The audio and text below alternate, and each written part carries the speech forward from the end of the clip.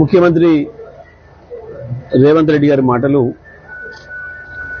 చాలా స్పష్టంగా ఆయన యొక్క చేతగాంతనాన్ని, ఆయన అసమర్థతను, ప్రజల పట్ల ఆయనకు ఉండే కమిట్మెంట్ను తెలియజేస్తూ ఉన్నాయి. ఇంత స్పష్టంగా తనకు తానే ఒప్పుకున్న తర్వాత నాకు పరిపాలన చేత కావట్లేదు, ఇది నాతో కావట్లేదు అని చెప్పి ఒప్పుకున్న తర్వాత ఇక ఆయన ఒక్క నిమిషం కూడా ఆ పదవికి అర్హుడు కాడు. వాస్తవానికి రేవంత్ రెడ్డి నిన్న మాట్లాడిన మాటలన్నీ నిజమే అయితే, ఆయన మనస్ఫూర్తిగా మనసులోంచి మాట్లాడినే అయితే ఒక నిమిషం ఆలస్యం చేయకుండా రాజీనామా చేసి వెళ్ళిపోవాలి. వాస్తవానికి ఇవాళ ఆయన మాటలు మేము మొదటి నుంచి చెప్తున్నది నిజమని తేల్చినాయి. కాంగ్రెస్ పార్టీ అలవిమాలిన హామీలు ఇస్తుందని, భారతదేశ బడ్జెట్ మొత్తం తీసుకొచ్చి పెట్టినా వీళ్ళు ఇచ్చిన హామీలు నెరవేర్చడానికి ఒక తెలంగాణకి సరిపోవని, రాహుల్ గాంధీ, సోనియా గాంధీ వీళ్ళు ఇచ్చిన స్క్రిప్ట్ రాసి చదివిపోతున్నారని, ప్రజల పట్ల ఏ ఒక్కరికి కూడా చిత్తశుద్ధి లేదని, ఈ రాష్ట్రం పైన అవగాహన లేదనే విషయాన్ని చాలా స్పష్టంగా మళ్ళీ నిరూపించుకున్నారు. నిజమే, రేవంత్ రెడ్డి అసలు బడికే పోరాడు ఆ చదువుడు నేను 10వ తరగతి పరీక్ష రాస్తానని చెప్పిపోయినట్టుగా ఉంది ఇప్పుడు ఆయన పరిస్థితి. ఆని చదువుడు 10వ తరగతి పరీక్షకు అనుమతి ఇవ్వండి అని చెప్పిపోయి కూర్చొని పేపర్ ముందు పెట్టుకొని ఏడ్చిన పద్ధతిలో కనబడుతూ ఉంది. గ్రామాలలో ఇంకా చాలా సామెతలు ఉన్నాయి, మొదటి సామెతలు. ఎందుకంటే ఈయన మాట్లాడింది చూస్తున్నప్పుడు నా ఎదురుగా ఉన్న కొంతమంది మిత్రులు, రైతులు మాట్లాడిన మాటలు కొన్ని ఏం చెప్తే బాగుండవు. ఇక వాళ్ళు రకరకాల సామెతలు చెప్పాను. ప్రస్తుతానికి నేను చెప్తున్నది పరిపాలన చేత కాకపోవడం వల్ల వచ్చిన సమస్య తప్ప తెలంగాణ రాష్ట్ర ఆర్థిక పరిస్థితికి ఎటువంటి డోకా లేదు. వాస్తవానికి కేసీఆర్ గారు తెలంగాణ రాష్ట్రాన్ని చేతిలో తీసుకున్నాడు. ఈ రాష్ట్రం అప్పులతోనే వచ్చింది, 80,000 కోట్ల పైగా అప్పులతో వచ్చింది. ఆనాటికి రాష్ట్ర ఆదాయం కేవలం 60,000 కోట్లు. కానీ కేసీఆర్ ప్రతి సంవత్సరానికి పెంచుకుంటూ దాదాపుగా 2.5 లక్షల కోట్ల ఆదాయాన్ని పెంచండి ఈ రాష్ట్రాన్ని. ఇది నేను చెప్తున్నది అబద్ధం కాదు. మీకు లెక్కలే ఉన్నాయి, రాష్ట్ర బడ్జెట్లే ఉన్నాయి.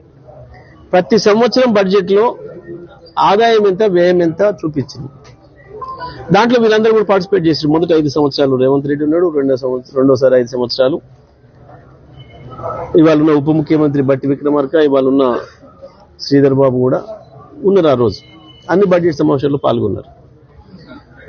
కానీ మేము చెప్తా ఉన్నాం, కాంగ్రెస్ పార్టీ నాయకుల, మంత్రుల, ఎమ్మెల్యేల అధికార దాహానికి, వాళ్ళ డబ్బుల దాహానికి తెలంగాణ ప్రజల సొమ్ము నాశనం అవుతుంది, బలవుతుంది అని.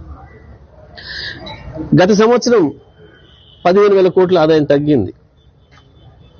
ఎందుకు తగ్గింది? ఎవడి చేతగంతనం వల్ల తగ్గింది, ఎవడి అసమర్థత వల్ల తగ్గింది, లేదా ఎవడి లోఫర్తనం వల్ల, ఎవడి లోబితనం వల్ల తగ్గింది? ఎందుకు తగ్గింది? ఎవడి చేతగంతనం వల్ల తగ్గింది, ఎవడి అసమర్థత వల్ల తగ్గింది, లేదా ఎవడి లోఫర్తనం వల్ల, ఎవడి లోబితనం వల్ల తగ్గింది? చాలా స్పష్టంగా ఏ శాఖలలో తగ్గిందో ఆదాయం లెక్కలు ఉన్నాయి. మొత్తం ఇసుక మాఫియా, లిక్కర్ మాఫియా, ఈ రెండింటి ద్వారా కాంగ్రెస్ నాయకుల జేబుల్లోకి పోతున్నాయి. రాష్ట్ర ప్రభుత్వానికి రావాల్సిన ఆదాయం కాంగ్రెస్ నాయకుల, మంత్రులు, ఎమ్మెల్యేల జేబులోకి పోతున్నాయి. కాబట్టే రాష్ట్ర ప్రభుత్వానికి ఆదాయం తగ్గింది. రాష్ట్ర ప్రభుత్వం బొక్కసమేమో లోపలికి పోయింది, కాంగ్రెస్ నాయకుల బొక్కసాలు నిండుతున్నాయి. ఒకరిని మించి ఒకడు పోటీపడి సంపాదిస్తున్నారు. ముఖ్యమంత్రి పదవి కొరకు డబ్బులు లంచం ఎరవేయడం కొరకు, ఢిల్లీకి ఎరవేయడం కొరకు మంత్రులు పోటీలు పడి సంపాదిస్తున్నారు. అందుకే ప్రజల ఆదాయం లూటీ అవుతుంది.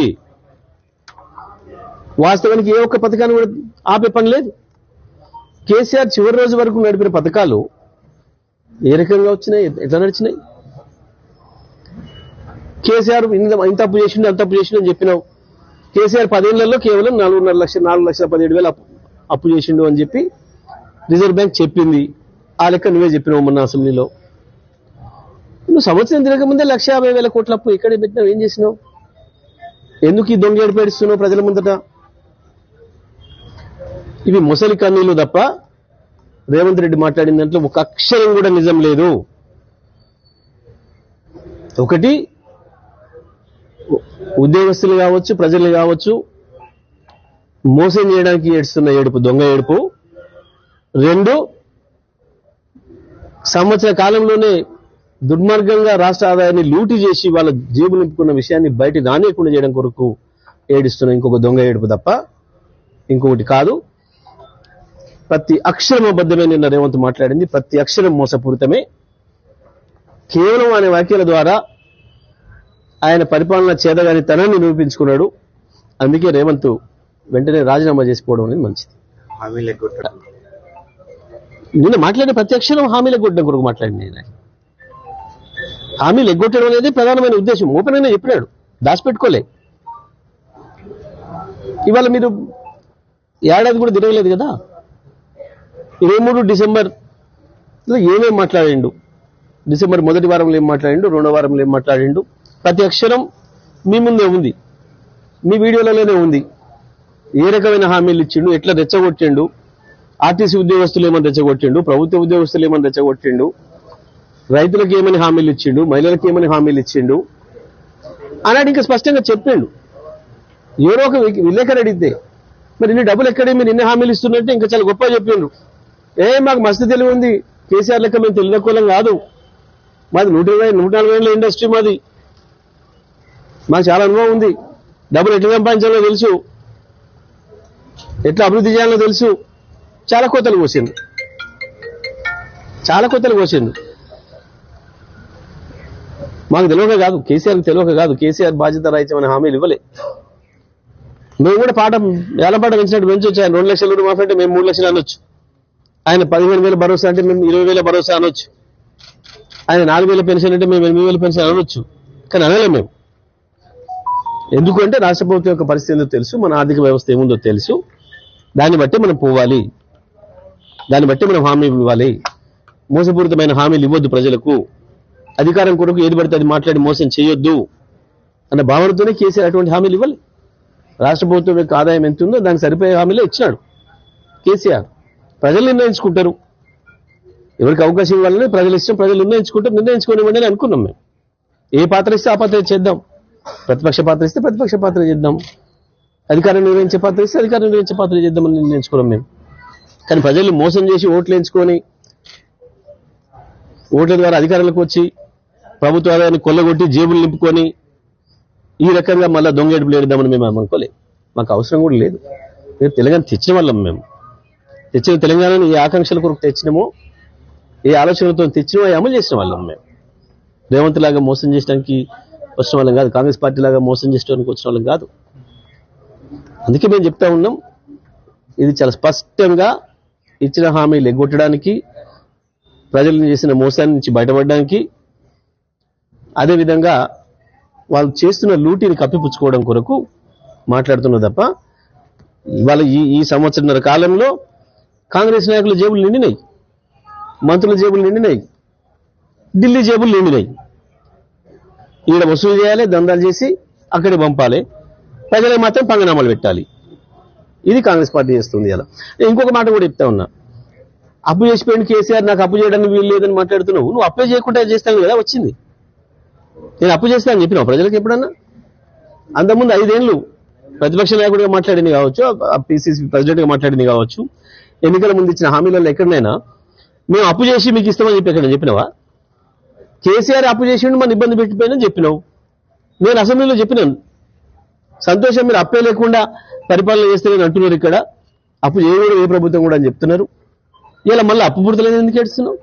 అప్పు లేకుండా ఆదాయం ఎట్లా పెంచాలో మాకు తెలుసు, కడుపు కట్టుకొని ఎట్లా చేయాలో మేము చేస్తాం. ఒక్క ఏడాది మీరు కడుపు కట్టుకుంటే చాలు అని చెప్పినాం. వాస్తవం, ఒక్క ఏడాది, ఈ ఏడాది కాంగ్రెస్ నాయకులు ఇంకా కడుపు కట్టుకొని ప్రజల్ని మోసం చేసి లూటి చేయకపోతే ఉద్యోగస్తులకు ఇచ్చిన హామీలు నెరవేర్చే అవకాశం ఉండే, ప్రజలందరికీ ఇచ్చిన హామీలు నెరవేర్చే అవకాశం ఉండే, మహిళలకు ఇచ్చిన హామీలు నెరవేర్చే అవకాశం ఉండే, ఆటో కార్మికులకు ఇచ్చిన హామీ నెరవేర్చే అవకాశం ఉండే, వ్యవసాయ కూలీలకు ఇచ్చిన హామీ నెరవేర్చే అవకాశం ఉండే, విద్యార్థులకు ఇచ్చిన హామీ నెరవేర్చే అవకాశం ఉండే. కేవలం కాంగ్రెస్ జేబులు నింపుకుంటూ వీళ్ళందరినీ కూడా మోసం చేసింది.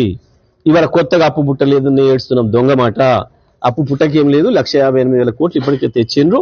పుట్టినాయి, అన్ని వీళ్ళ జేబులు నింపుకున్నారు, అంత మించి ఏమీ లేదు. మరి ఇంతకుముందు నువ్వు ఆ పని చేసినావు కాబట్టి సహజంగా చూస్తారు. నువ్వు చూడవా? దొంగతనం చేసిన అనుభవం ఉన్నాడు మీ ఇంటి ముందుకు వస్తే జాగ్రత్త పడవా? మీతో చెప్పవా? జాగ్రత్త అమ్మ జరాడు ఇంతకుముందు అలవాటు ఉందని చెప్పవా ఇంట్లో? అంతే, వాళ్ళు అట్లా చూస్తున్నారేమో. మరి ఎవరైనా చెప్పుకుంటారు కదా అది. ఇట్లా పోయేటప్పుడు బజార్లో తిరుగుతున్నాడు వాడు, ఆ పక్కన దొంగతనం చేసినోడు ఇక్కడ తిరుగుతున్నట్టు తలుపులు వేసుకొని చెప్పొద్దాం కదా బయట బయట. వాళ్ళు కూడా అట్లా చూస్తున్నట్టున్నారు. మరి అది నువ్వే చెప్పుకుంటున్నావు, మేము అనటం లే ఆ మాట. కానీ నువ్వు నీ చేతగంతనంతో తెలంగాణ పరువును బదట్లో పెడతానంటే ఇది పద్ధతి కాదు. తెలంగాణ ప్రజల్ని అవమానిస్తానంటే ఇది సరైనది కాదు.